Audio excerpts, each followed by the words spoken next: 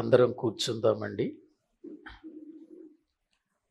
ప్రభునందు ప్రియమైనటువంటి దేవుని బిడ్డలారా,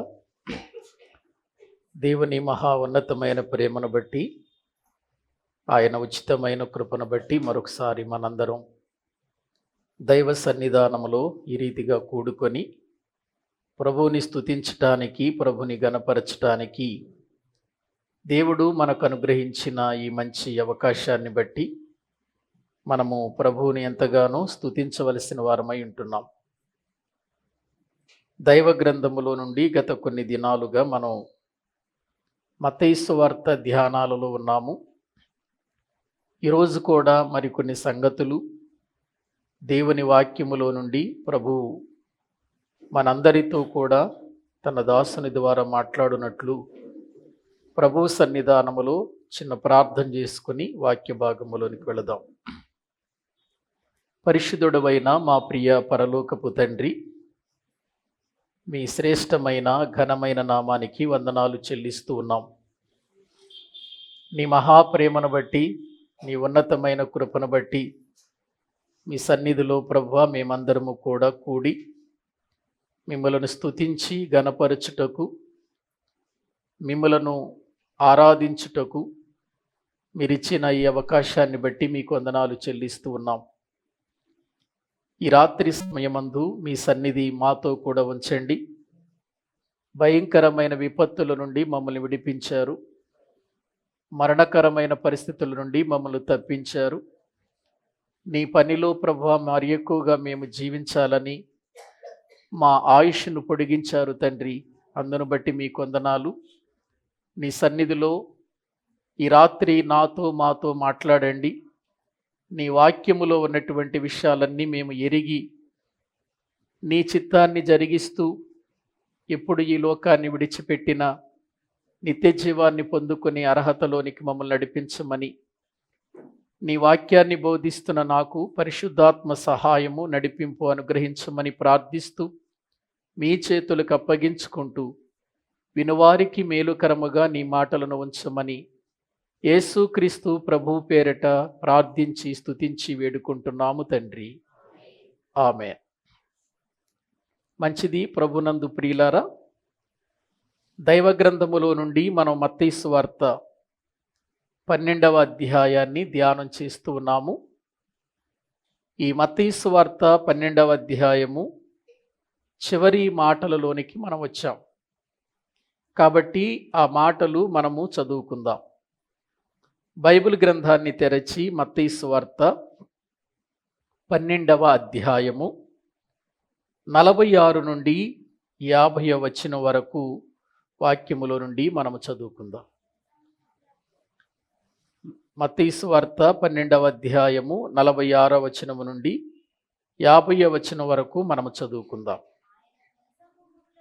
ఆయన జనసమూహములతో ఇంకా మాటలాడుచుండగా, ఇదిగో ఆయన తల్లియు సహోదరులను ఆయనతో మాటలాడగోరుచు వెలుపల నిలిచియుండిరి.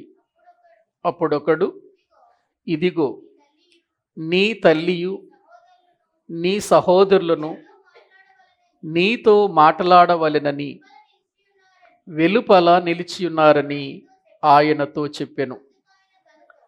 అందుకాయన తనతో ఈ సంగతి చెప్పిన వాని చూచి, నా తల్లి ఎవరు, నా సహోదరులు ఎవరు అని చెప్పి తన శిష్యుల వైపు చెయ్యి చాపి, ఇదిగో నా తల్లియు నా సహోదరులను పరలోకమందున్న నా తండ్రి చిత్తము చొప్పున చేయువాడే నా సహోదరుడును నా సహోదరియు నా తల్లియు అనెను. చాలండి. ప్రభునందు ప్రియులారా, 12వ అధ్యాయములో యేసుక్రీస్తు ప్రభువారు అనేక మంది ప్రజలతో మాట్లాడుతున్నాడు. ఆ ప్రజలలో శాస్త్రులు ఉన్నారు, పరిసయ్యులు ఉన్నారు, శిష్యులున్నారు, జన సమూహములు కూడా ఉన్నట్లుగా దైవ గ్రంథములో మనము చూస్తున్నాం. ఆ సమయమందు అంటే యేసుక్రీస్తు వారు అక్కడ ఉన్నటువంటి ప్రజలతో మాట్లాడుతున్నప్పుడు యేసు ప్రభు వారి యొక్క తల్లి, యేసు ప్రభు వారి యొక్క సహోదరులు ఆ స్థలానికి రావటం జరిగింది.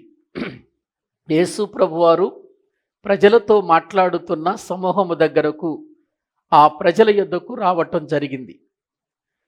వచ్చిన వారు లోపలికి వెళ్లకుండా వారు వెలుపల నిలబడ్డారు. ఇది ఒక వ్యక్తి చూచాడు. చూచి పరిగెత్తుకుంటూ వెళ్ళి యేసుక్రీస్తు వారితో చెబుతున్నాడు. ఏమనంటే, అయ్యా, నీ తల్లి నీ సహోదరులు వచ్చి వెలుపల నిలిచియున్నారు అని మాట్లాడుతున్నట్లుగా మనం చూస్తున్నాం. ఎప్పుడైతే ఈ సంగతి యేసు ప్రభు వారికి ఆ వ్యక్తి చెప్పాడో, పరిగెత్తుకుంటూ ఎక్కడ నా తల్లి, ఎక్కడ నా సహోదరులు వచ్చారని ఆయన బయటికి వెళ్ళిపోలేదు. కానీ వారందరూ వినేటట్లు అక్కడ ఉన్న దేవుని పిల్లల వైపు చెయ్యి చాపి ఒక మాట అంటున్నాడు. ఎవరు నా తల్లి, ఎవరు నా సహోదరులు? పరలోకపు నా తండ్రి చిత్త ప్రకారము చేయువాడే నా సహోదరుడు, నా తల్లి అని చెప్పినట్లుగా వాక్యంలో మనము చూస్తున్నాం. మరొక వచ్చిన భాగాన్ని మనం చదువుకుందాం. మార్కు సువార్త 3వ అధ్యాయము. అదే సందర్భం అక్కడ ఎలాగుందో చూద్దాం. మార్కు సువార్త 3వ అధ్యాయము 31వ వచనము నుండి మనము చదువుకుందాం. మార్కు సువార్త 3వ అధ్యాయము 31వ వచనము నుండి మనము చదువుకుందాం. ఆయన సహోదరులను తల్లియు వచ్చి వెలుపల నిలిచి ఆయనను పిలువనంపిరి. జనులు గుంపుగా ఆయన చుట్టూ కూర్చుండిరి. వారు, ఇదిగో నీ తల్లియు నీ సహోదరులను వెలుపల ఉండి నీ కోసరము వెదుకుచున్నారని ఆయనతో చెప్పగా, ఆయన, నా తల్లి నా సహోదరులు ఎవరని తన చుట్టూ కూర్చున్న వారిని కలియచూచి, ఇదిగో నా తల్లి నా సహోదరులను, దేవుని చిత్తము చొప్పున జరిగించువాడే నా సహోదరుడును నా సహోదరియు తల్లియు నని చెప్పెను. చాలండి ప్రియులారా, ఇక్కడ యేసుక్రీస్తు వారు మాట్లాడుతున్న మాటలలో ఎంత గొప్ప పరమార్థం ఉందో మనము గుర్తించాలి. వాస్తవానికండి, మరియ ఎవరు? యేసు ప్రభు వారి యొక్క తల్లి. 9 నెలలు మోసింది. 9 నెలలు మోసి కని ఆ బిడ్డను పెంచి పెద్దవాడిని చేసింది.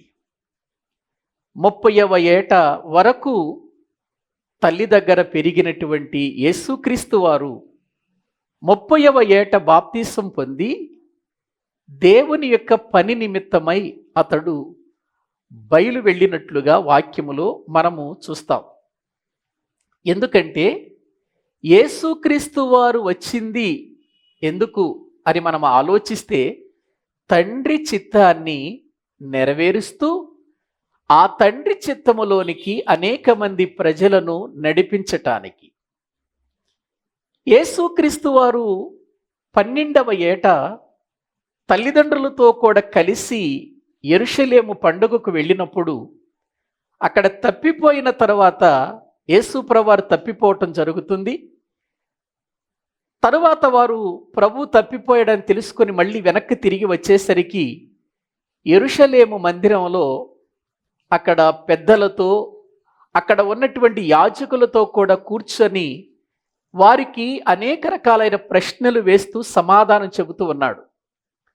అప్పుడు వెంటనే మరియ లోపలికి వెళ్ళి అంది, అయ్యా, నీకోసం మేము ఎదుగుచున్నాము, నువ్వు ఇక్కడున్నావేంటి, నువ్వు తప్పిపోయావు అని అడుగుతున్నప్పుడు యేసు ప్రభువారు ఏమన్నాడో తెలుసా? నేను నా తండ్రి పనుల మీద ఉండాలని మీకు తెలియదా అని అన్నాడు. నిజంగాండి, ఆ మాట విన్నప్పుడు యోసేపుకు హృదయంలో బాధ ఉండుంటుందా ఉండదా?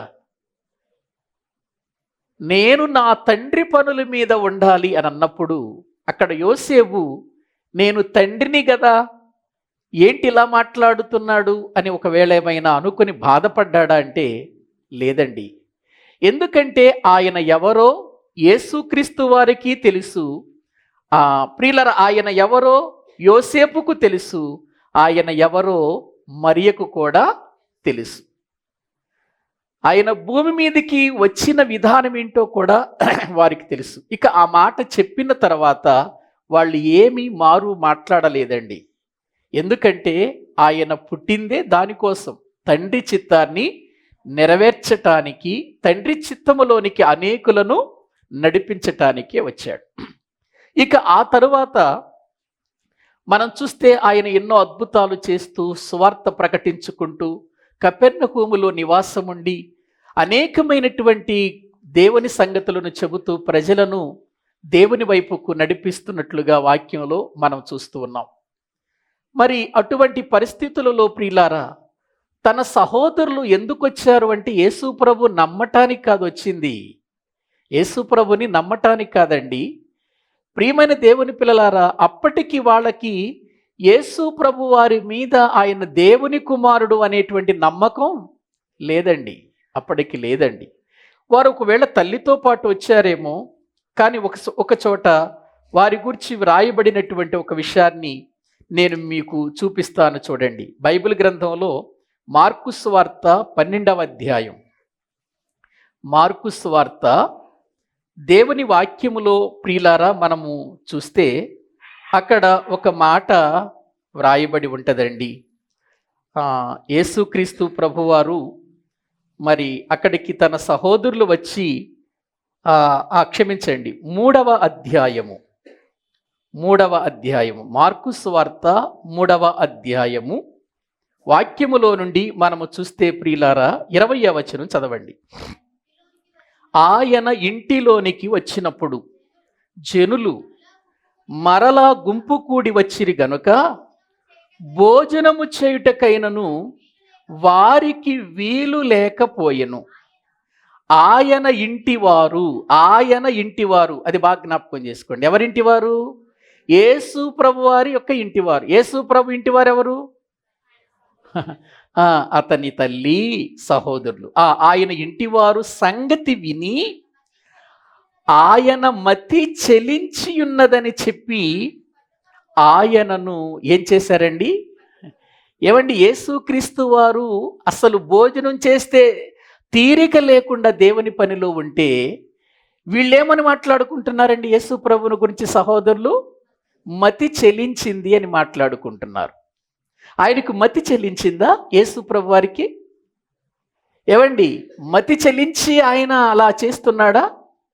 అది దేవుని చిత్తం, అది దేవుని పని. ఆయన దేవుని పనిలో ఉండి భోజనం చేయటానికి కూడా ఆయనకి ఏమి లేదు, సమయం లేకుండా పని చేస్తుంటే అది చూచి వీళ్ళంతా చాలా సంతోషపడవలసిన వీళ్ళు, ఆయన ఇంటి వారందరూ ఏమనుకుంటున్నారు? ఈయనకు మతి చెల్లించింది అని పట్టుకోబోయారట. ఆయనకు మతి చెల్లించటం ఏంటండి? గ్రహించండి ప్రియమైన దేవుని పిల్లలారా, ఇటువంటి పరిస్థితులలో తన సహోదరులు ఉన్నారు అంటే ఇంకా వాళ్ళు దైవ చిత్తాన్ని ఎరగని వారిగా ఉన్నారు, దేవుని ప్రణాళికలో లేని వారిగా వారున్నారు. అందుకని యేసు ప్రభు వారు ఇప్పుడు ఆయన దగ్గరకు వచ్చి ఆయన్ని వెతుకుతున్నారట. ఆ జనసమూహములో ఆయన మాట్లాడుతూ ఉంటే వెలుపల నిలబడ్డారు. లోపలికి రావచ్చుగా, కూర్చుని ఆయన చెప్పే మాటలు వినొచ్చు కదా.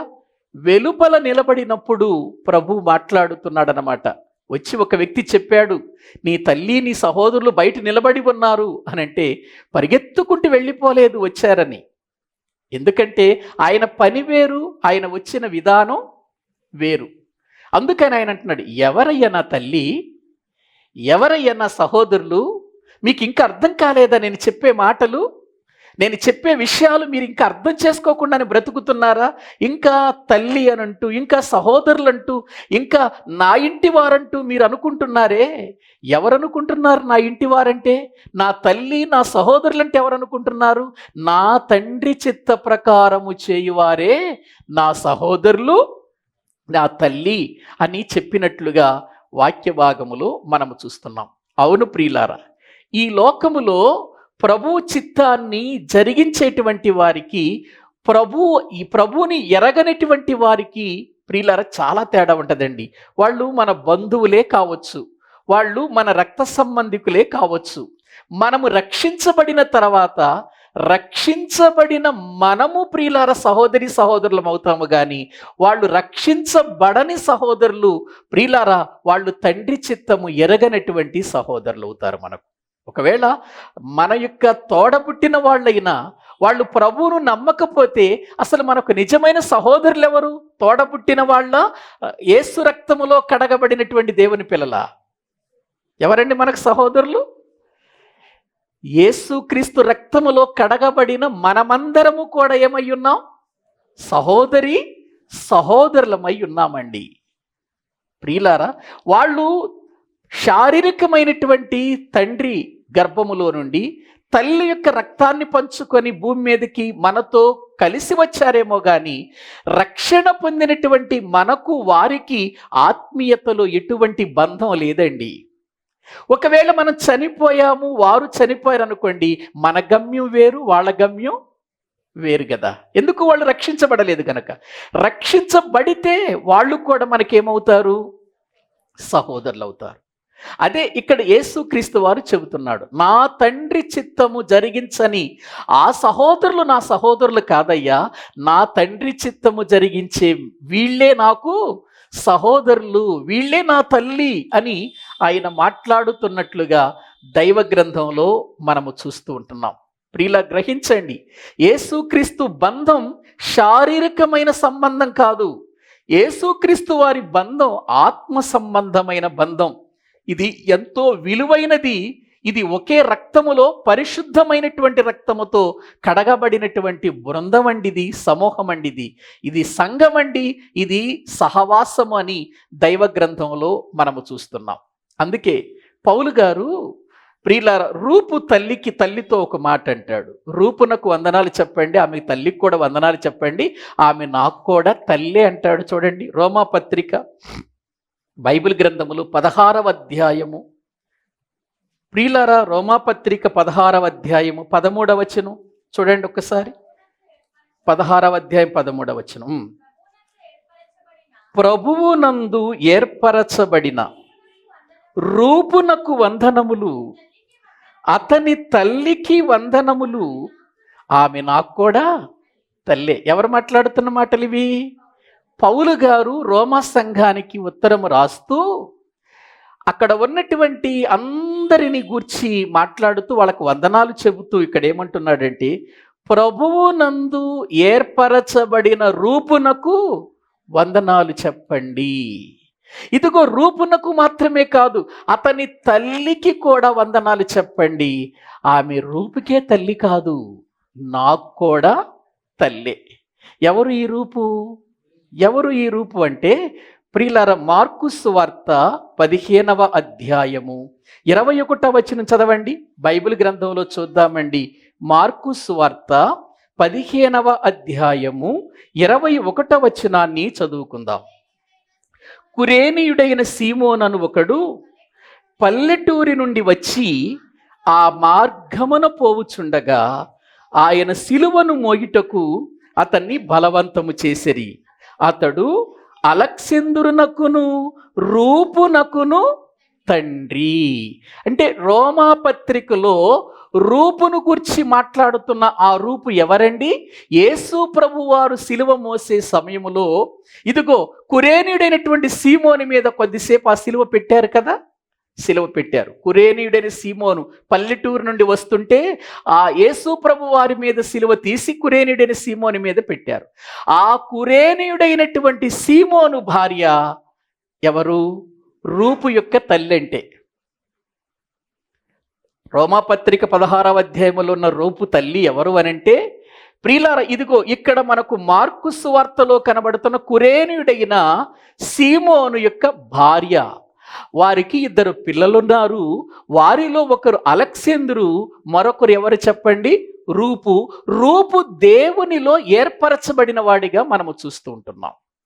ఒకవేళ ప్రియులారా ఈ యొక్క అలెగ్జాందరు భార్య లేక రూపు తల్లి పౌలు గారిని కూడా ఒక కొడుకులాగా చూసిందేమో, ఆత్మ సంబంధమైనటువంటి కొడుకులాగా ఆత్మ సంబంధమైన సంగతులు చెప్పి ఆయన్ని బలపరిచిందేమో, ఆత్మీయ స్థితిలో ఒకవేళ పెంచిందేమో. అందుకే పౌలు గారు అంటున్నాడు, రూపునకు వందనాలు చెప్పండి, అతని తల్లికి కూడా వందనాలు చెప్పండి, ఇదిగో ఆమె నాకు కూడా తల్లే అని అన్నాడు. ఎలా తల్లి? కన్నదా పౌలు గారిని? ఆమె పౌలు గారిని కడుపును మోసి కన్నదండి? కాదండి, ఆధ్యాత్మికమైనటువంటి సంగతులతో పెంచింది పౌలు గారికి. ఎందుకు? ఆమె ప్రియులారు ఎక్కడ కనబడుతుంది మనకు? యేసు ప్రభు శిలువ దగ్గర కనబడుతుంది. యేసు ప్రభు శిలువ దగ్గర కనబడుతున్న ఆ కుటుంబం, ఇదిగో ఇక్కడికి మనం అపోస్తుడైనటువంటి పౌలు గారు వచ్చేసరికి పౌలు గారికి ఎన్నో సంగతులు చెప్పిందేమో, ఆత్మీయ స్థితిలో పెంచిందేమో, ఒక తల్లిలాగా ప్రియులారా అతన్ని ఒక కొడుకులాగా చూసి పెంచిందేమో. అందుకే ఆమె నా తల్లి అని పౌలు గారు మాట్లాడుతున్నాడు. గ్రహించారా? శారీరకమైన తల్లులు వేరు, ఆధ్యాత్మికమైన తల్లి వేరు. ఏవండి, వాస్తవంగా మనము దేవుని సన్నిధానములో శారీరకంగా కన్నటువంటి వారిని తల్లిదండ్రులు అని పిలుస్తాం. అలాగే ఆధ్యాత్మికంగా కూడా మనల్ని పెంచుతూ, వాక్యములో ప్రియులర జీవింపచేస్తూ, వాక్యముతో పెంచుతూ, వాక్యము చేత వారిని బలపరుస్తూ ఉన్నప్పుడు కూడా వారిని ఏమంటారు చెప్పండి? ఆత్మీయమైన తల్లిదండ్రులు అని పిలుస్తాము కదా. గ్రహించండి. అంటే ప్రియులర్ ఆత్మీయ బంధము ఎంత గొప్పదంటే శరీర బంధము కంటే కూడా చాలా గొప్పది అనే సంగతులు మనం ఎరగాలి. అందుకే ఇక్కడ యేసు ప్రభు వారు చెబుతున్న మాట, ఎవరు నా తల్లి, ఎవరు నా తండ్రి, ఎవరు నా తండ్రి, ఎవరు నా సహోదరులు అని అంటే ఎవరనుకుంటున్నారు? నా తండ్రి చిత్త ప్రకారము బ్రతికేవాడే నా తల్లి, నా సహోదరులు అని అన్నారు. అంటే తండ్రి చిత్త ప్రకారము బ్రతకటం అంటే ఏంటి? తండ్రి చిత్త ప్రకారం అంటే బ్రతకటం ఏంటి? అసలు తండ్రి చిత్తం అంటే ఏంటి? ఒకసారి మనం లూకాసు వార్తలోనికి వద్దాము రండి. లూకాసు వార్త దైవ గ్రంథంలో 8వ అధ్యాయము 19వ వచనంలో అక్కడ చాలా వివరంగా రాస్తాడు వైద్యుడైన లూకా గారు. వాక్యములో నుండి లూకాసు వార్త 8వ అధ్యాయము 19వ వచనము నుండి చదువుకుందామండి. ఆయన తల్లియు సహోదరులను ఆయన యొద్దకు వచ్చి జనులు గుంపుగా ఉండుట చేత ఆయన దగ్గరకు రాలేకపోయిరి.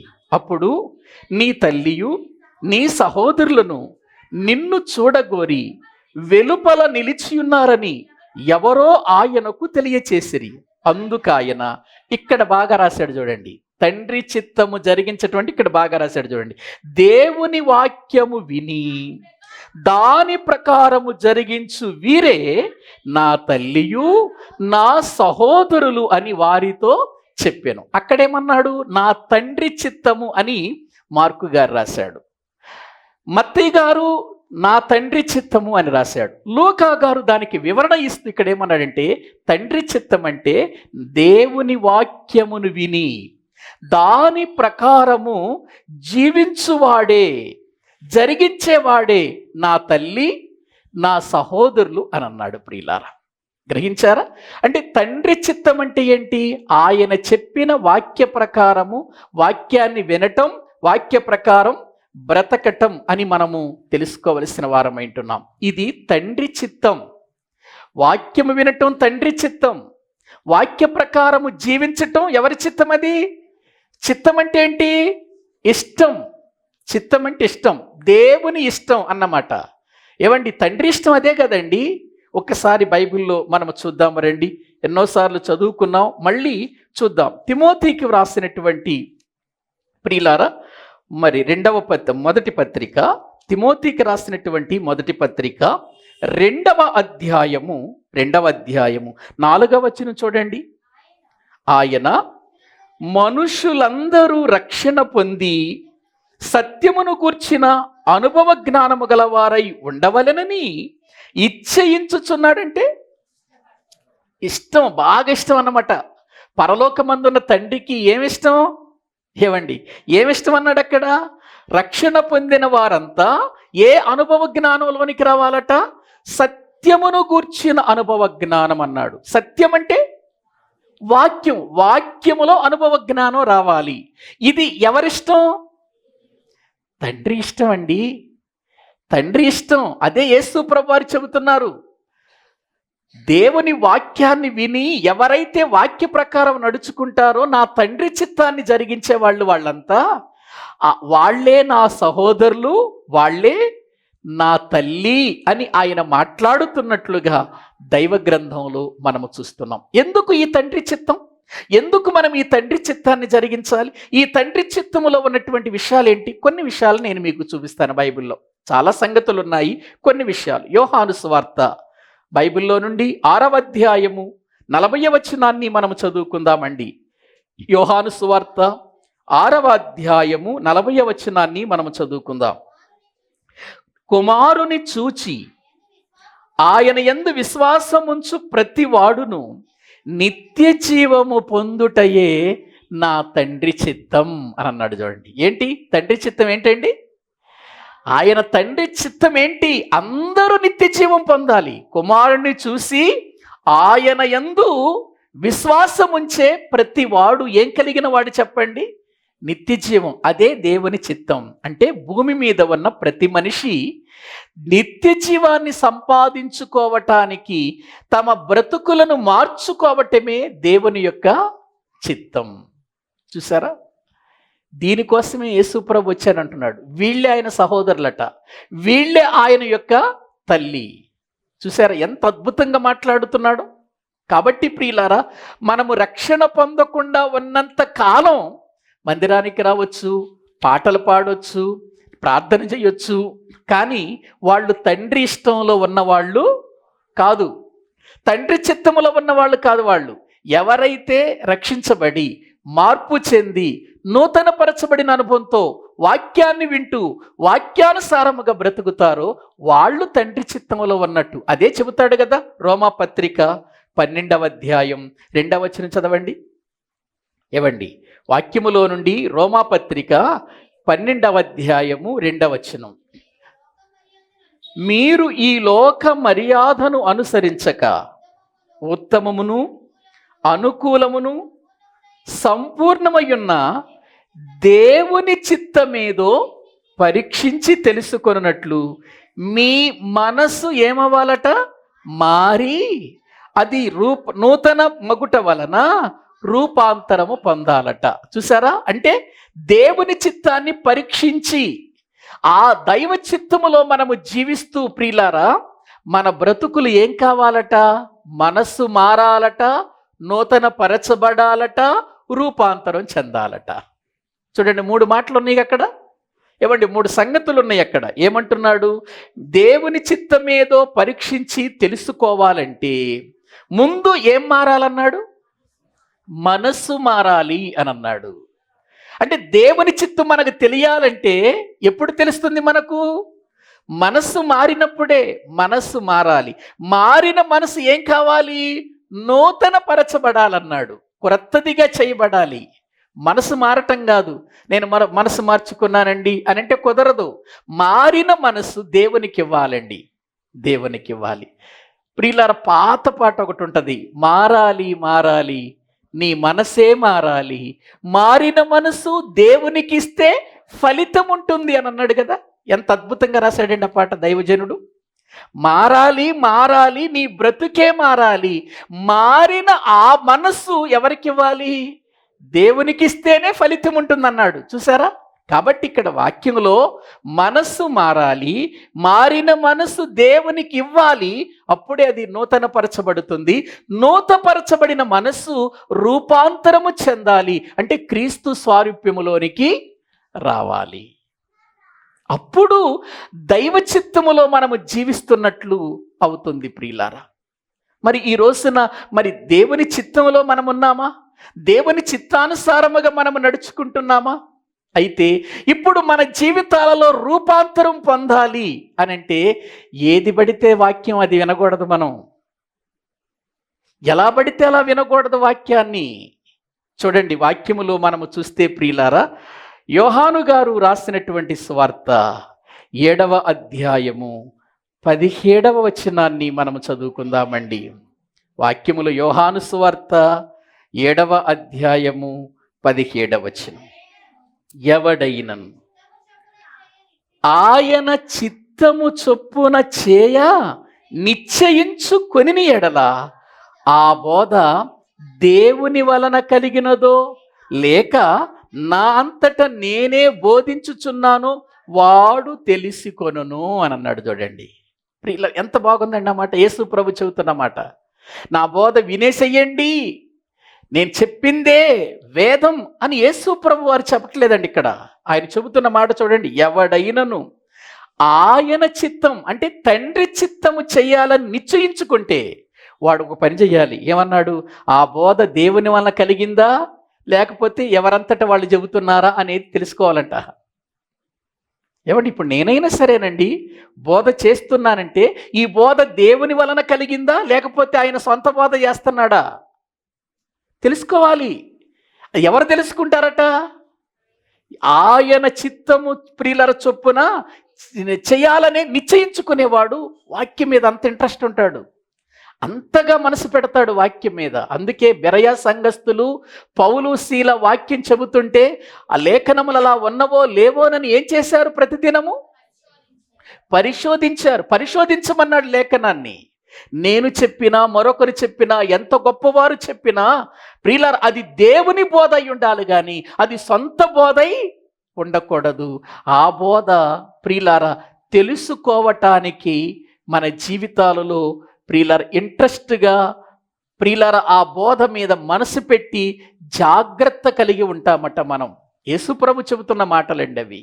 కాబట్టి ప్రియులారా దేవుని చిత్తములో బ్రతికేవాడు ఏది కరెక్ట్, ఏది నిజం, ఏది వాస్తవం, నేను ప్రభువులో బ్రతకాలి, నేను ఏ విధముగా జీవిస్తే నేను ప్రభు చిత్తాన్ని నెరవేర్చిన వ్యక్తిని అవుతాను, దేవుడు చెప్పిన బోధేనా లేక మనుషులు తమ సొంత ఆలోచనలతో చెబుతున్న బోధ ఇది, నా జీవితానికి ఇది మేలుకరమైందేనా, ఇది నన్ను సరైన విధానములో నడిపించేదేనా, దైవ చిత్తములో నడిపించేదేనా లేక మనుషుల చిత్తములో నడిపించేదా పరీక్షిస్తాడట. నిశ్చయించుకునేవాడు తెలుసుకుంటాడు అనేటువంటి విషయాన్ని ప్రియులారా ఎంతో చక్కగా అక్కడ వ్రాయబడింది. ప్రియులారా గ్రహించారు? అంటే దేవుని చిత్తము తెలుసుకోవాలంటే ఎంత గొప్ప విషయమో.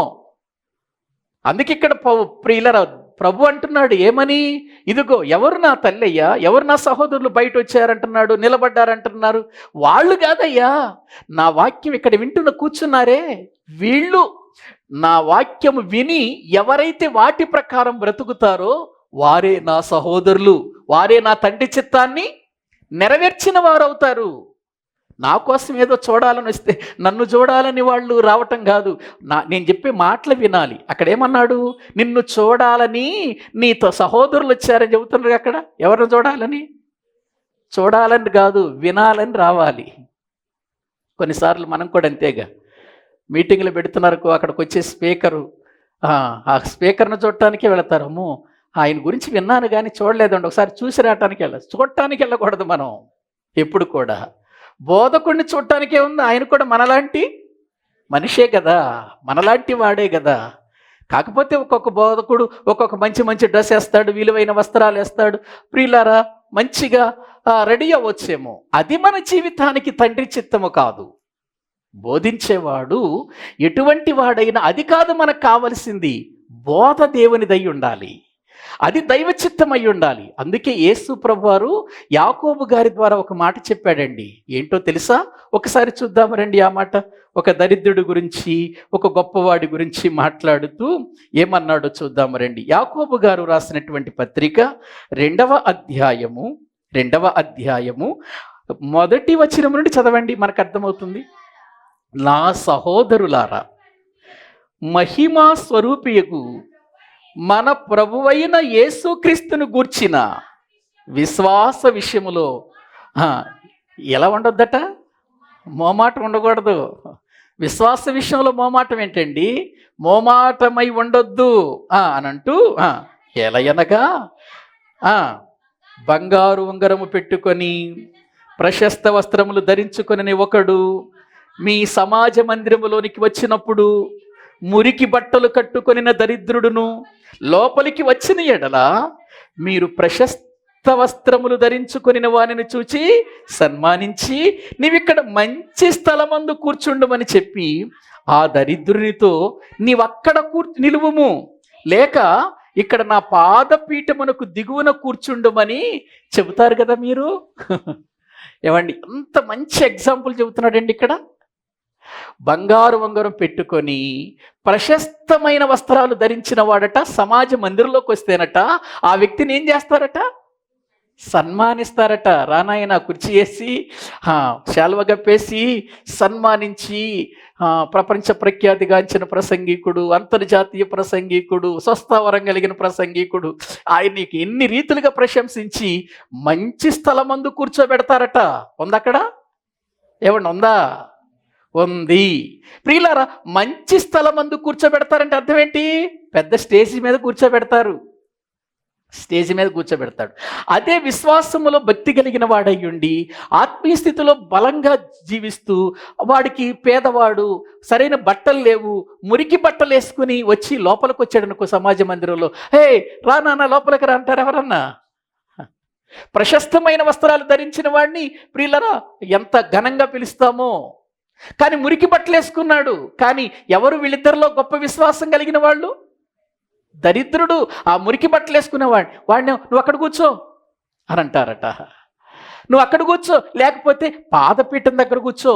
ఆయనకేమో సింహాసనం వేశారు, ఆయన పాదాల దగ్గర పెడతారట. అందుకని ప్రభు ఏమంట అక్కడ, యాకోబు గారు ఏమంటాడు చూడండి, 4వ వచనం, మీ మనసులలో భేదములు పెట్టుకొని మీరు దురాలోచనతో విమర్శ చేసిన వారగుదురు కారా నా ప్రియ సహోదరులా, ఆలకించుడి. ఈ లోక విషయములో దరిద్రులైన వారిని విశ్వాసమందు భాగ్యవంతులుగాను, తన్ను ప్రేమించు వారికి తాను వాగ్దానము చేసిన రాజ్యమునకు వారసులుగా ఉండుటకు దేవుడు ఏర్పాటు చేసుకోలేదా? మీరేమో మనిషి వస్త్రాలు చూస్తున్నారు, మీరేమో అతడు పెట్టుకున్న ఉంగరాన్ని చూస్తున్నారు. ఏవండి, మనం ఇయ్యగా చూసేది బట్టలు చూస్తాం, బా సూట్ భలే ఉంది, షూ భలేగున్నాయే, వాచ్ చాలా బాగుంది, ఆయన పెట్టుకున్న ఉంగరం భలేగుందే, ఎక్కడ కొన్నాడు, అటువంటిది నాకు కూడా కావాలి. అది మన ఆలోచనలు అటు వెళ్ళిపోతాయి. ఏవండి, ఎవరన్నా కొత్త శారీ కట్టుకొచ్చారనుకో, ఆడవాళ్ళ మనసు అంతా దేని మీద ఉంటుంది? నిజంగా చెప్పండి, శారీ మీదే. అయిపోయే లోపు ఆమె ఎక్కడ వెళ్ళిపోద్దోనని కాపు కాసుకుని ఉంటారు. ఎందుకు? అమ్మ ఎక్కడ కొన్నావు ఈ శారీ, చాలా బాగుంది, నేను కూడా కొనుక్కోవాలని అడగాలి. బీరువా నిండా శారీలు ఉన్నా, ఏమండి 2 బీరువాల నిండా ఉన్నా, ఆ కొత్త శారీ చూడగానే మనసు పడిపోద్ది అన్నమాట. మనం అది చూస్తాం. మనం దేవుడు అంటున్నాడు, మురికి బట్టలు వేసుకున్నవాడు దరిద్రుడు కావచ్చు కానీ అతడు విశ్వాసమందు భాగ్యవంతుడు. ఒకవేళ మీరు ఈ భూమి మీద ఆ వ్యక్తిని కింద కూర్చోబెడతారేమో, పాదపీఠం దగ్గర కూర్చోబెడతారేమో, నా రాజ్యమందు కూర్చోబెడతా వ్యక్తిని అంటున్నాడు దేవుడు. అబ్బా, ఏం అద్భుతమైనటువంటి ఎగ్జాంపుల్ ఇచ్చాడండి. ప్రియులారా, మనం బట్టలు కాదు చూడాల్సింది. అందుకేనండి యోహాను చూడటానికి వాళ్ళందరూ వెళుతుంటే యేసుప్రభు అన్నాడు తెలుసా, నలిగిన రెల్లును చూడటానికి వెళుతున్నారు మీరు అన్నాడు. ఏం చూడటానికి వెళ్ళారు మీరు? ఏం చూడటానికి వెళ్ళారయ్యా? నలిగిన రెల్లును చూడటానికా? ఏవండి, ఒకసారి ఆలోచించారా? కాబట్టి మనుషులు పై రూపాన్ని చూసి ప్రియులారా ఈయన భక్తిపరుడు, ఈయన గొప్పవాడు అనుకోకండి. దేవుడు చెబుతున్నమాట, తండ్రి చిత్తము ఎరిగిన వాడు, తండ్రి చిత్తము ప్రియులారా చిత్తములో జీవించేవాడు ప్రియులారా, అతనిలో ఉన్నటువంటి ప్రియులారా ఒక గొప్ప అద్భుతమైనటువంటి విశ్వాస జీవితాన్ని చూస్తాడండి. కాబట్టి ప్రియులారా మనకు కావలసింది వస్త్రాలు కాదు, మనకు కావలసింది అతడు ఎంత ఎత్తుగా ఉన్నాడో కాదు, ఎంత సుందరంగా ఉన్నాడో కాదు. సమూయేలు, యెషయ కుమారుల్లో నేను ఒకరిని ఏర్పాటు చేసుకున్నానయ్యా, నువ్వు వెళ్ళు, బెత్లెహేముకు వెళ్ళి నేను ఒక వ్యక్తిని ఏర్పాటు చేసుకున్నాను, వెళ్ళి అభిషేకించనగానే సమూయేలు గారు పాపం వెళ్ళాడు. వెళ్ళగానే సమూయేలు గారు యెషయ గారి పెద్ద కొడుకు వచ్చేసాడు, ఎలియాబు వచ్చేసాడు. చూడటానికి ఎలా ఉన్నాడు? ఎత్తుగా ఉన్నాడు, మంచి సుందరంగా ఉన్నాడు. చూసరికి ఆ వ్యక్తిని చూడగానే నిజంగా ఇతడేనేమో దేవుడు కోరుకున్నవాడు అని అనుకుని అభిషేకించబోయాడు. దేవుడు అన్నాడు, వద్దు, నేను అతన్ని కోరుకోలేదు. అలా ప్రియులారా అందరినీ యెషయ తీసుకొచ్చి నిలబెట్టాడు సమూయేలు ముందు. ఒకరి తర్వాత ఒకరు వచ్చారు. వీళ్ళేనేమో ఈయనేనేమో అనుకున్నారు. చివరికి ప్రియులారా అందరైపోయారు. సమూయేలుకు డౌట్ వచ్చిందయ్యా, వీళ్ళేనా, ఇంకేమైనా ఉన్నారా? నీకు పిల్లలంటే ఆఖరి వాడు ఉన్నాడే, కడసారి వాడు, వాడు గొర్రెలను మేపుతున్నాడు, తొందరగా పిలిపించేసేయ్ అని అన్నాడు సమూయేలు గారు. ఇక దావీదు వస్తుంటేనండి, ఆ సుందరమైన వాడు, చూచుటకు అందమైన సుందరమైన వాడు, ఎర్రని వాడు వస్తున్నప్పుడు వెంటనే దేవుడు సమూయేలుతో మాట్లాడుతున్నాడు, నేను కోరుకున్నవాడు ఇతడే. ఎవరిని? దావీదును కోరుకున్నాడు. నేను కోరుకున్న వాడిని ఇతడే. మనుషులు పైరూపమును లక్ష్య పెట్టుదురు గాని నేను హృదయమును లక్ష్య పెట్టువాడనయ్యా సమూయేలు గారు. చూసారా ప్రియులారా? కాబట్టి మన జీవితంలో, మన బ్రతుకులో ప్రియులారా, మనం తెలుసుకోవలసింది ఏంటంటే, వేసుకున్న బట్టలు కాదండి, చెప్పే బోధ దైవానుసారమైనదా, లేఖనానుసారమైనదా, వాక్యానుసారమైనదా కాదా అనేది మన జీవితంలో మనము తెలుసుకోవాలి. అది ఎవరు తెలుసుకుంటారంటే, దేవుని చిత్తమును ఎరిగి నేను బ్రతకాలి అనుకొని నిశ్చయించుకునేవాడు చెప్పుకుంటాడని దేవుని వాక్యములో మనము చూస్తుంటున్నాం.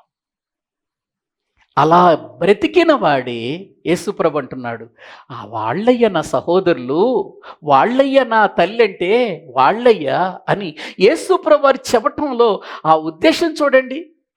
కాబట్టి ప్రియులారా, మనము తండ్రి చిత్తములో బ్రతకాలి, తండ్రి ప్రణాళికలో, తండ్రి ఇష్టాన్ని నెరవేర్చేవారిగా మనము బ్రతకాలండి.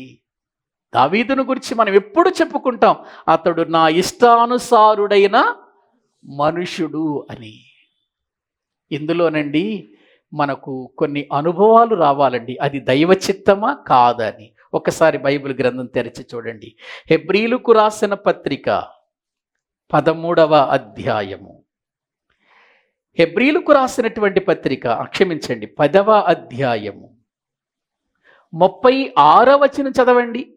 హెబ్రీలకు రాసిన పత్రిక 10వ అధ్యాయము 36వ వచనాన్ని మనము చదువుకుందాం. మీరు దేవుని చిత్తమును నెరవేర్చిన వారై వాగ్దానము పొందు నిమిత్తము మీకు ఓరిమి అవసరమై ఉన్నది అన్నాడు. ఏమండి? అక్కడ వాక్యంలో మీరు దేవుని చిత్తమును నెరవేర్చారా? నెరవేర్చిన వారై ఏం కలిగి ఉండమంటున్నాడు? వాగ్దానము పొందటానికి రెడీగా ఉండండి, ఓర్పు కలిగి ఉండండి. మీరు అప్పటి వరకు ఉంది మీకు. ఎందుకంటే మీరు దేవుని చిత్తం నెరవేర్చారు. ఏమి నెరవేర్చారంటే వీళ్ళు 33వ వచనం చూడండి, 34వ వచనం, 34వ వచనం. ఎలయనగా మీరు ఖైదులో ఉన్న వారిని ఏం చేశారు?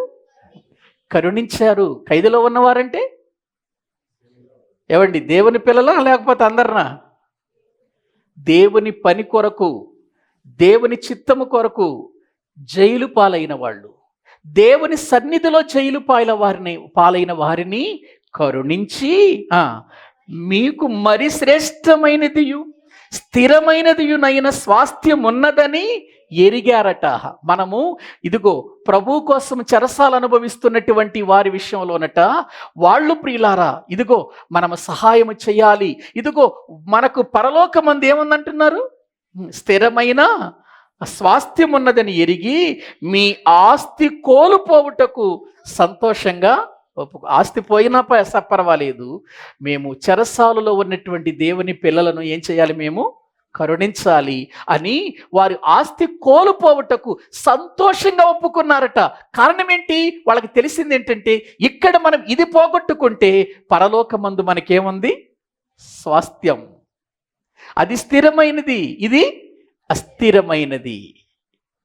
దానికోసం ప్రియుల వాళ్ళు ఒప్పుకున్నారట, సంతోషముగా కోల్పోవటానికి ఒప్పుకున్నారట. అందుకని పౌలు గారు హెబ్రీలకు రాస్తూ, హెబ్రీలారా మీరు ఇలాగే ధైర్యంగా ఉండండి, మీ ధైర్యాన్ని ఏం చేయొద్దు? విడిచిపెట్టొద్దు. దానికి ప్రతిఫలముగా మీకు గొప్ప బహుమానం ఉంది, గొప్ప బహుమానం ఉంది మీరు చేసిన దానికి. ఎందుకంటే మీరు చేసింది సామాన్యమైనది కాదు, దైవ చిత్తాన్ని మీరు నెరవేర్చారంటున్నాడు. ఇప్పుడు చదవండి, అర్థమవుతుంది. మీరు దేవుని చిత్తము నెరవేర్చిన వారై వాగ్దానము పొందు నిమిత్తము మీకు ఏమవసరమై ఉన్నది? ఓరిమి అవసరమై ఉన్నది. ఓర్చుకోండి, ఇక కాలం చాలా కొంచెంగా ఉంది. కింద అంటాడు చూడండి, ఇక కాలము బహు కొంచెముగా ఉన్నది, వచ్చుచున్నవాడు ఆలస్యము చేయకవచ్చును, నా ఎదుట నీతిమంతుడైన వాడు విశ్వాస మూలముగా జీవించును గాని అతడు వెనుక తీసిన ఎడల అతని యందు నా ఆత్మకు. ఇదే విశ్వాసంతో మీరు కొనసాగండి, ఇదే విధానములో మీరు వెళ్ళిపోండి, ధైర్యాన్ని కోల్పోవద్దు. ప్రభు కోసం మీరు ఒక మంచి గురి కలిగి ఉన్నారు, స్థిరమైనటువంటిది స్వాస్థ్యమైనది పరలోకమందు ఉందని మీరు నమ్ముతున్నారే, దానికోసం మీ ఆస్తిని కోల్పోవటానికి కూడా ఏమైపోయారు, మీరు సంతోషంగా ఇష్టపడ్డారే. ఇది దైవ చిత్తం, ఇలాగే మీరు బ్రతకండి. ఇలాగే ఎక్కడ విశ్వాసాన్ని విడిచిపెట్టొద్దు. మీరు విశ్వాసము కలిగిన వారై నీతిమంతులుగా బ్రతుకుతున్నారు, మీరు ధైర్యాన్ని విడిచిపెట్టకండి. ఇక కాలం కొంచెంగా ఉన్నది, వచ్చేవాడు త్వరగా రాబోతున్నాడు. ఇదే రీతిలో దైవ చిత్తాన్ని నెరవేర్చండి. చూసారా, మీకు ఓరిమి అవసరం, ఓర్చుకొనుట అవసరమని దేవుడు ప్రియులారా హెబ్రీలకు రాసినటువంటి పత్రికలో హెబ్రీలకు అపోస్తలుడైన పౌలు దేవుని సంగతులను వారికి తెలియచేస్తున్నట్లుగా లేఖనాలలో మనము చూస్తుంటున్నాం. ఎందుకంటే అండి, దేవుని చిత్తములో నడిచేటువంటి వారిని దైవ చిత్తము నుండి తొలగించటానికి సాతానుడు ఎన్నో విధాలుగా ఏం చేస్తాడు, ప్రయత్నం చేస్తాడు, శోధనలో పడేస్తాడు, ఇరుకుల్లో పడేస్తాడు, కష్టాల్లో పడేస్తాడు, ప్రియుల రోగాల్లో పడేస్తాడు, బలహీనతల్లో పడేస్తాడు. ఎన్ని విధాల వాడు ప్రయత్నం చేయాలంటే అన్ని విధాల ప్రయత్నం చేస్తాడు. ఎక్కడి నుండి తప్పుకోవాలని, మనం దైవ చిత్తములో నుండి బయటికి రావాలని ప్రయత్నం చేస్తాడు. ఇటువంటి టైములో మనం ఎలా ఉండాలో అపోస్తలుడైన పౌలు కొలసీ సంఘానికి ఉత్తరం రాస్తూ చెబుతున్నాడు. చూడండి, కొలసీలకు రాసిన పత్రిక దైవ వాక్యములో నుండి 4వ అధ్యాయము 12వ వచనాన్ని చదువుకుందాం. కొలసీలకు రాసిన పత్రిక 4వ అధ్యాయము ప్రియులారా 12వ వచనాన్ని చదువుకుందాం. మీలో ఒకడును క్రీస్తు యేసు దాసుడునైన ఎపఫ్రా మీకు వందనములు చెప్పుచున్నాడు. ఇక్కడ బాగా మీరు చాలా జాగ్రత్తగా వినండి. మీరు సంపూర్ణులను ప్రతి విషయములో దేన్ని గుర్చట, దేవుని చిత్తమును గూర్చి సంపూర్ణ ఆత్మ నిశ్చయిత గలవారునై నిలకడగా ఉండాలట. ఎలా ఉండాలట? దేవుని చిత్తములో. ఏమండి, దేవుని చిత్తమును గూర్చి ఏ ఆత్మ కలిగిన వాళ్ళమై ఉండాలి? సంపూర్ణ ఆత్మ నిశ్చయత కలవారై నిలకడగా ఉండాలట దైవ చిత్తంలో. ఎన్ని శ్రమలు వచ్చినా ప్రియులర్ తట్టుకోవాలట, కష్టాలు వచ్చినా తట్టుకోవాలట, ఎన్ని మరణకరమైన పరిస్థితులు వచ్చినా తొలగిపోకూడదట, నిశ్చయిత కలిగి ఉండాలట. ఏం ధైర్యం కలిగిన మాటలండి ఇవి. మన ఆత్మలను బలపరిచే ఈ మాటలండి. ఇదిగో మీరు ఇలా ఉండాలని, ఇదే స్థితిలో మీరు దైవ చిత్తములో జీవించాలని మీ కొరకు ఒక వ్యక్తి ప్రార్థన చేస్తున్నాడు. ప్రార్థన చేయటం కాదు, ప్రార్థనలో పోరాడుతున్నాడు ఎపఫ్రా అని మాట్లాడుతున్నాడు. ఎవరి కొరకు? సంఘాల కొరకండి. చూడండి, అక్కడ వాక్య భాగములో మనము చూస్తే సంఘాల కొరకు అతడు పోరాడుతున్నాడు. ఏ సంఘాల కొరకు? చూడండి 13వ వచనం. అతడు మీ కొరకును, అంటే కొలసీలో ఉన్న సంఘానికి, లవోదికీలో ఉన్న వారి కొరకును, హీరపొలి వారి కొరకును బహు ప్రయాసపడుచున్నాడని ఇతన్ని గూర్చి సాక్ష్యం ఇచ్చుచున్నాను. ఎపఫ్రా గురించి సాక్ష్యం ఇస్తున్నాడు. ఇతడు మీ కొరకే కాదు, ఒక ప్రక్క లవోదికీయ సంఘం కొరకు, అక్కడ ఉన్న సహోదరుల కొరకు, ఆ తర్వాత మనం చూస్తే ప్రియులారా హీరాపొలి వారి కొరకు. ఏమండి, ఎంతగా ప్రయాసపడుతున్నాడు? దేనికోసం? దేవుని చిత్తమును గూర్చిన సంపూర్ణత నిశ్చయత కలిగి నిలకడగా ఉండాలని. శ్రమలలో మనము నిలకడలేకపోతేనండి దైవ చిత్తములో నుంచి బయటికి వెళ్ళిపోతామండి. కష్టాలలోనండి మనము నిలకడలేకపోతేనండి దైవ చిత్తములో నుండి తొలగిపోయే అవకాశం ఉంటుందండి. అవిశ్వాసములోనికి వెళ్ళిపోయే అవకాశం ఉంటుందండి. రానివ్వండి, ఎన్ని పరిస్థితులు వచ్చినా, ఎన్ని ప్రతికూలతలు వచ్చినా, ఎన్ని శ్రమలు వచ్చినా, ఎన్ని కష్టాలు వచ్చినా, దెబ్బలు తిన్నా, అవమానాలు పొందినా, క్రీస్తులో మనము నిలకడగా ఉంటే దేవుని చిత్తమును మనము నెరవేర్చిన వారమై ఉంటామండి. ఈ చిత్తాన్ని మనం మనపూర్వకంగా జరిగించామనుకోండి. చూడండి ఒకసారి బైబిల్ గ్రంథములు అదే కొలసీలకు రాసిన పత్రిక 1వ అధ్యాయము, ముందు దానికంటే ముందు ఎఫెసీయులకు రాసిన పత్రిక చూడండి 6వ అధ్యాయము.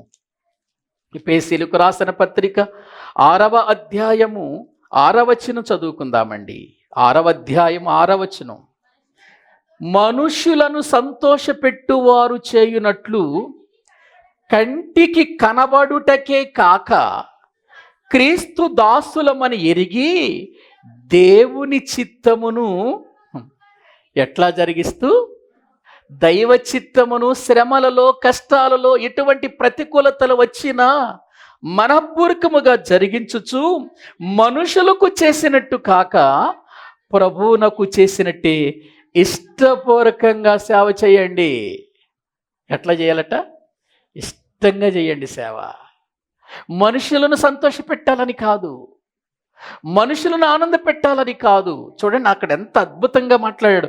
మనుషులకు చేసినట్టు కాదు, ప్రభువునకు చేసినట్లే ఇష్టపూర్వకంగా సేవ చేయండి. ఎందుకు? క్రీస్తు దాసులమని ఎరిగి దైవ చిత్తమును మనపూర్వకముగా జరిగించుచు వెళ్ళండి.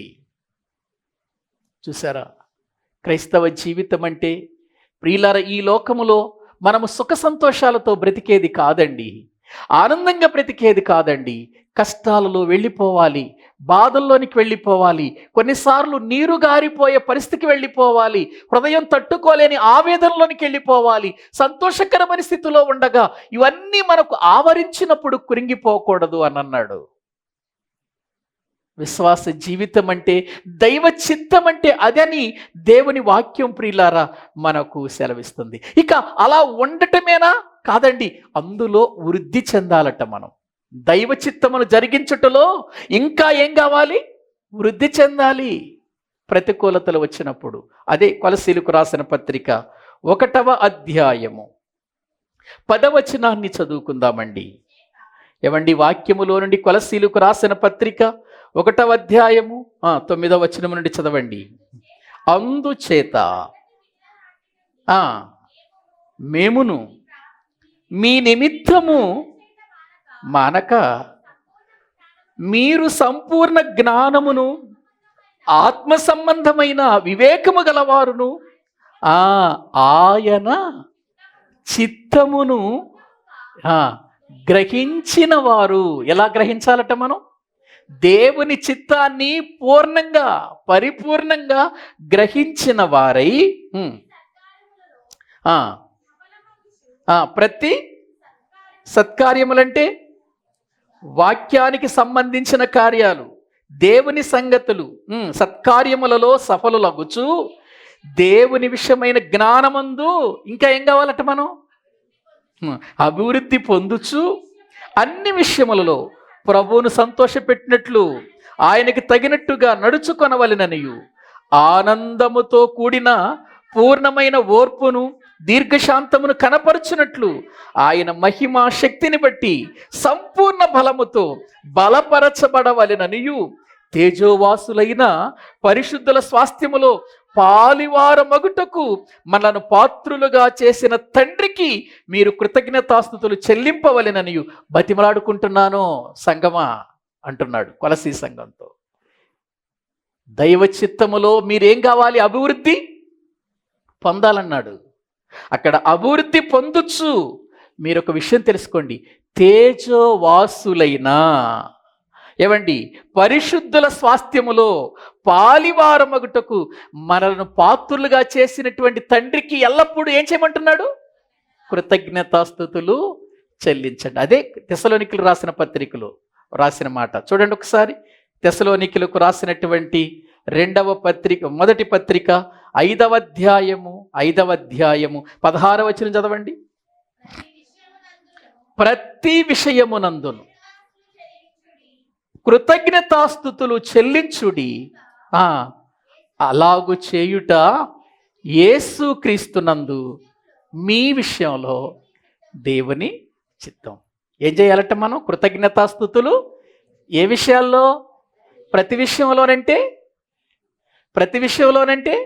మంచి జరిగినప్పుడు, కీడు జరిగినప్పుడు, శోధనలో వచ్చి ఉన్నప్పుడు, ప్రియులార శోధన లేనప్పుడు, ఆరోగ్యంగా ఉన్నప్పుడు, అనారోగ్యంగా ఉన్నప్పుడు ఏం చెల్లించాలి? ప్రతి విషయంలో మనము దేవునికి కృతజ్ఞతాస్తుతులు చెల్లించాలి. అదే దేవుని చిత్తం. ప్రతి విషయంలో అంటే అదే అక్కడ వ్రాయబడింది. ఏవండి, మనం వాస్తవంగా అండి ఏ విషయాల్లో దేవుని స్తుతిస్తాం చెప్పండి? మేలు చేస్తే, ఏవండి, ఏదైనా ఒక అద్భుతం జరిగితే, ఏదైనా ఒక ఆశ్చర్యకార్యం జరిగితే, మనం అనుకున్నది నెరవేరితే కృతజ్ఞతాస్తుతులు ఎన్ని చెల్లించమంటే అన్ని చెల్లిస్తాం. జరగరానిది ఏదైనా జరిగితే,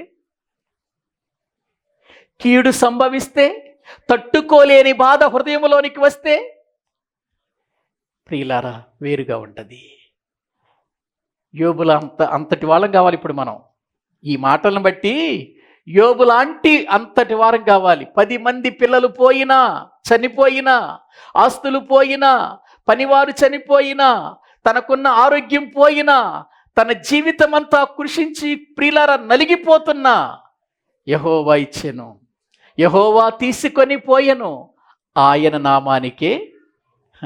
కానీ ఆ స్థితి మనకు రావాలంటే పరిపూర్ణతలోనికి మనం వెళ్ళాలి. ప్రియులారా, ఈ దినాన్న వాక్యం వింటున్న మన జీవితాల్లో మనం ఆలోచించాలి. ప్రియులారా, వీళ్ళే ప్రభువుకు, వీళ్ళు నా సహోదరులు, వీరు నా తల్లి. ఎవరు నా సహోదరులు, ఎవరు నా తల్లి? ప్రియులారా, ఈ చిత్తములో ఉండి మనం ప్రార్థన చేస్తే మన ప్రార్థన తప్పకుండా ఆలకిస్తాడండి ఆయన. ఇలా ఉండి ప్రార్థన చేయాలి, దైవ చిత్తములో ఉండి ప్రార్థన చేయాలి. యోహాను సువార్త బైబిల్ గ్రంథములో ప్రియులారా మనము చూస్తే 9వ అధ్యాయము 31వ వచనం, 9వ అధ్యాయము 31వ వచనాన్ని మనము చదువుకుందాం. దేవుడు పాపుల మనవి ఆలకింపడని ఎరుగుదుము, దేవభక్తుడయుండి ఆయన చిత్తము చొప్పున జరిగించిన ఎడల ఆయన వాని మనవి ఆలకిస్తాడట. ఎవరి మనవి? దేవునికి భక్తులమయ్యుండి శ్రమలలో పడిపోకుండా, కురింగిపోకుండా, చేతగాని వారము కాకుండా ప్రభు కొరకు నిలబడి అదే విశ్వాసముతో మనము ప్రార్థన చేస్తే ఆయన మన ప్రార్థన వింటాడట. ఎందుకంటే అది దైవ చిత్తం, అది దేవునికి ఇష్టం. నువ్వు శ్రమలో ఉండి ప్రార్థన చేయటం దేవునికి ఇష్టం. నువ్వు కష్టంలో కూడా తొలగిపోకుండా ఉండి ప్రార్థన చేయటం దేవునికి ఇష్టం. నువ్వు బాధలో ఉండి కూడా తొలగిపోకుండా ప్రభు కొరకు నిలిచి భక్తుడిగా, భక్తురాలుగానే నిలిచి ప్రార్థన చేయటం ఆయన చిత్తం. అది అలా చేస్తేనండి ఆ ప్రార్థన దేవుడు ఏం చేస్తాడట? ఆలకిస్తాడు. ఒకవేళ ఇవన్నీ తెలిసి కూడా చిత్తము, ఆయన చిత్తములో బ్రతకాలని తెలిసి కూడా జాగ్రత్త పడలేదనుకోండి, మనము సిద్ధపాటు లేనివారిగా ఉన్నామనుకోండి, ఇంకా అనేక దెబ్బలు తినాలన్నాడు బైబిల్లో. లూకాసు వార్త బైబిల్ గ్రంథములో ప్రియులారా మనము చూడగలిగితే లూకాసు వార్త 12వ అధ్యాయము 47వ వచనమండి. లూకాసు వార్త 12వ అధ్యాయము 47వ వచనం. తన యజమానుని చిత్తమెరిగియుండియు, ఏంగాక అంటే దేవుని చిత్తము ఎరిగిన వాళ్ళు ఏం కావాలి? సిద్ధపడాలి. యజమానుని చిత్తము ఎరిగి ఉండి సిద్ధపడక, జరిగింపక ఉండు దాసునికి ఎన్ని అనేకమైన దెబ్బలు తగులుతాయి. ఎప్పుడు? ప్రియులారా, మనము దేవుని చిత్తములో బ్రతుకుతూ ఏం కావాలట? సిద్ధపడిపోవాలి. ఎప్పుడు యజమానుడు వస్తాడా వెళ్ళిపోవటానికి సిద్ధపడాలట. అలా సిద్ధపడటం వలన ప్రియులారా మన జీవితాలలో అనేక దెబ్బలు తప్పించుకుంటాం.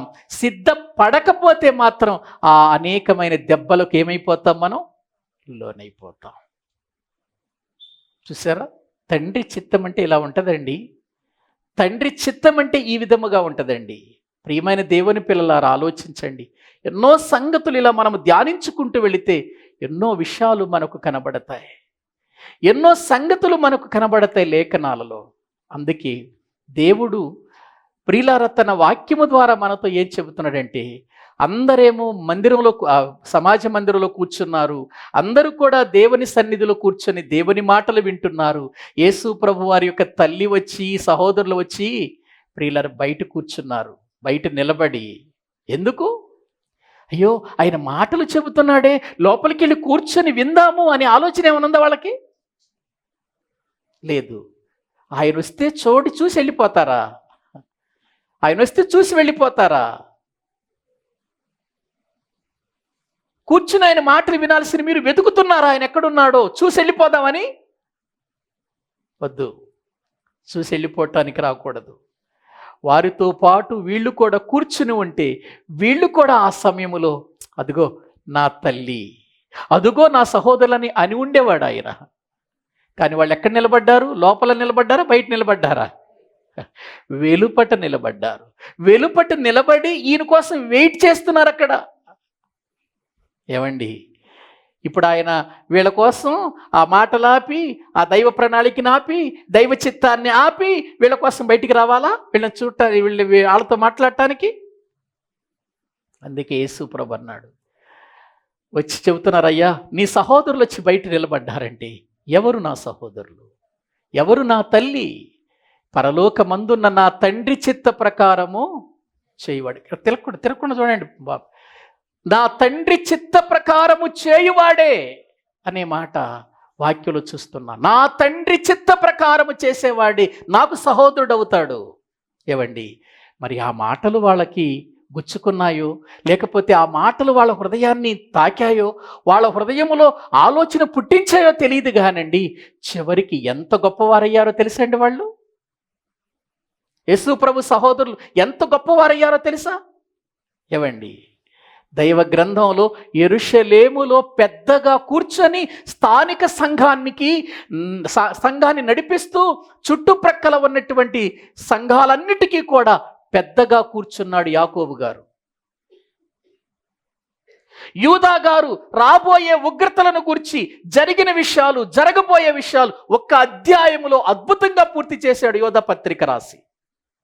ఎవరు వీళ్ళు? ఆయన సహోదరులు. యేసు ప్రభు చనిపోయి సమాధి చేయబడి 3వ దినాన లేచి తిరిగి ఆయన అనేకులకు కనబడి ఆరోహణమై వెళ్ళిపోయిన తర్వాత అందరితో కూడా మేడగదిలో ప్రార్థించటానికి వెళ్ళి కూర్చున్నారు. ప్రార్థనలో బయట ఉన్న వాళ్ళు ఇప్పుడు లోపలికి వచ్చారు. చూడండి ప్రియులారా, బయట ఉన్నంత వరకు మనము ప్రభువుకు ఇష్టలము కాము, ఆయన చిత్తములో ఉన్నవారము కాదు, మనం ఆయన సహోదరులము కాలేము. ఆ సహోదరత్వాన్ని పోగొట్టుకుంటాం. లోపలికి రావాలి, ఆయన మాట వినాలి, ఆయన మాట ప్రకారం బ్రతకాలి, ఆయన చిత్తాన్ని నెరవేరుస్తూ ఈ లోకములో మనము జీవించినప్పుడే అప్పుడు వీరు నా సహోదరులు, నా తల్లి అంటాడు. ప్రియులారా, కాబట్టి మనము ఆయన యొక్క సంబంధులుగా ఈ లోకములో సహోదరులుగా బ్రతుకుదామా, లేకపోతే ఆయన చిత్తానికి దూరమైపోయి మనము ఆ గొప్ప సహోదరత్వాన్ని పోగొట్టుకొని, ఆ ఉన్నతమైన ప్రేమను పోగొట్టుకొని, ఐక్యతను పోగొట్టుకొని, ఆ ఆధ్యాత్మికమైన స్థితిని పోగొట్టుకొని ఆయనకు వేరైపోదామా? ఆలోచించండి. ఆయనకు వేరుగా ఉండి మనమేమీ చేయలేం. కాబట్టి ఈ దినమున దేవుని మాటలు వింటున్న ప్రియులారా, మనము అలా అనిపించుకోవద్దు. ఎవరు నా సహోదరులు, ఎవరు నా తల్లి అని అనిపించుకోవద్దు. వీళ్ళు నా సహోదరులయ్యా, వీళ్ళు నా తల్లి అని చెప్పుకునే స్థితిలోనికి మనము ప్రియులారా ఆయన చిత్తములో బ్రతుకుతూ ఆయన ప్రణాళికలో జీవించటానికి ఇష్టపడదాం. ప్రభు రాకడు కొరకై సిద్ధపడదాం. తలల వంచండి, ప్రార్థన చేసుకుందాం. తలల వంచండి, ప్రభు సన్నిధిలో మనం ప్రార్థన చేసుకుందాం. పరిశుద్ధుడవైన తండ్రి, ప్రేమ కలిగిన మా ప్రభువా, మీకు వందనాలు చెల్లిస్తూ ఉన్నాము నాయన. మా బలహీనతల్లో బలపరిచే మాటల నాయన మా జీవితానికి మీరు అందించి అయ్యా, ఎక్కడ కృంగిపోకుండా నీ సన్నిధిలో మేము జీవించాలని మీరు కోరుకుంటున్నారయ్యా. నీ చిత్తమును పరిపూర్ణంగా మేము తెలుసుకునే వారిగా చేయండి. మా మనసు మారి నూతనమై రూపాంతరము చెందే స్థితికి తీసుకెళ్ళండి నాయన. నీలో పరిపూర్ణత కలిగిన వారమై శ్రమలో ఎక్కడ కూడా కృంగిపోక చేతగాని వారము కాక విశ్వాసములో నిలకడగా ఉండి దైవ చిత్తాన్ని నెరవేరుస్తూ మీ సన్నిధిలో మరి ఎక్కువగా సాగిపోవటానికి సహాయము చేయండి. బలపరచండి నాయన. మీ సన్నిధి మాతో కూడా ఉంచండి. మా పరిస్థితులన్నీ ఎరిగిన వాడవు, మా స్థితిగతులు తెలిసిన వాడవు తండ్రి. నాయన, మమ్మలను ధైర్యపరచండి. మీ కొరకు నమ్మకముగా బ్రతుకుతూ నాయన రాబోయే గొప్ప స్వాస్థ్యము కొరకు మేము ఎదురు చూచేవారిగా, దానికోసం ఈ భూమి మీద సిద్ధపడేవారిగా మమ్మల్ని అందరినీ చేయమని ప్రార్థిస్తున్నాం. కూడిన ప్రతి బిడ్డను కూడా దీవించి పంపించండి, బలపరచండి, మీ చిత్తములో నడిపించమని, నిత్య జీవము కొరకై మమ్మల్ని సిద్ధపరచమని ప్రార్థిస్తూ యేసుక్రీస్తు ప్రభు పేరిట ప్రార్థించి స్తుతించి వేడుకుంటున్నాము తండ్రి. ఆమేన్.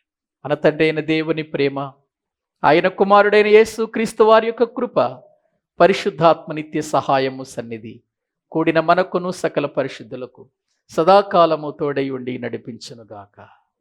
ఆమేన్. అందరికీ వందనాలు.